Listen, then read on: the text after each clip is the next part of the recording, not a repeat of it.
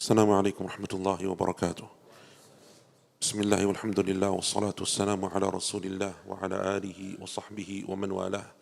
أما بعد, I want to share with you very quickly a short hadith of the Prophet sallallahu alaihi wasallam in what is collected in the Jami' al-Imam al-Tirmidhi on the authority of the companion Abdullah bin Mas'ud radiyallahu anhu. The Prophet said sallallahu alaihi wasallam, he said sallallahu alaihi wasallam, لقيت إبراهيم ليلة أسري بي.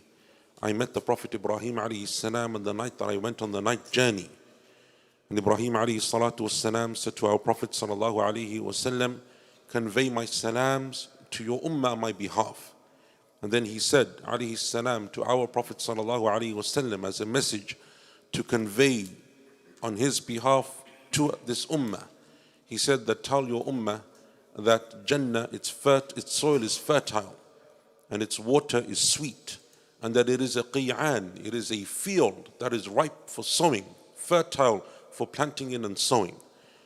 وَغِرَاسَهَا, and its seeds, the seeds of Jannah, are subhanallah, walhamdulillah, wa la ilaha illallah, wallahu akbar. This hadith is something which shows to you the vast amount of reward that is available for one of the easiest acts of worship to perform, and that is the dhikr of Allah subhanahu wa ta'ala.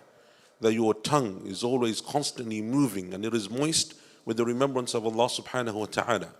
Allah Azza wa Jalla in the Quran, when He speaks about the baqiyatul salihat, the everlasting good deeds, those good deeds that you perform in the dunya, and they will last well beyond your lifespan. And you will see inshallah ta'ala their reward on the day of judgment. In the position of a number of the scholars of tafsir, those baqiyatul salihat are these adhkar, to say subhanallah, walhamdulillah, wa la ilaha illallah, wallahu akbar.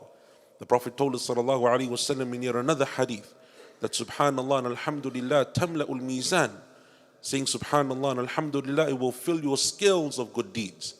And the Prophet told us sallallahu alaihi wasallam in what is the last hadith in the Sahih of Imam al-Bukhari on the authority of Abu Hurairah radiyallahu an, kalimatani habibatani ila ar-Rahman, two statements are beloved to Allah, khafifatani ala al-lisan, they're light and easy to roll off the tongue, thaqilatani fil mizan, but they're extremely heavy upon the scales of your good deeds.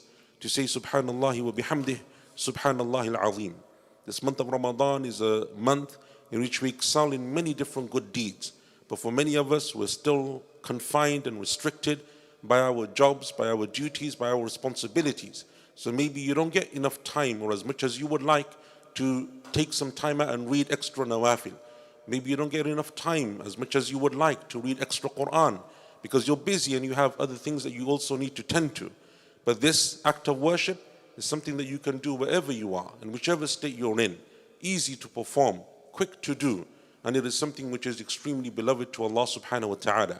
It is one of the keys to the gates of Jannah, to make dhikr of Allah Azza wa Jalla. As the Prophet said sallallahu alaihi wasallam, when the man asked him to advise him, to give him something comprehensive in this religion in terms of advice, he said, make sure that your tongue is never dry from the remembrance of Allah subhanahu wa ta'ala. So to constantly be in the remembrance of Allah Azza wa Jal as you walk, as you sit, as you lie down, as you move from place to place, it is one of the greatest good deeds. May Allah subhanahu wa ta'ala give us the ability to do so. Barakallahu feekum. Assalamu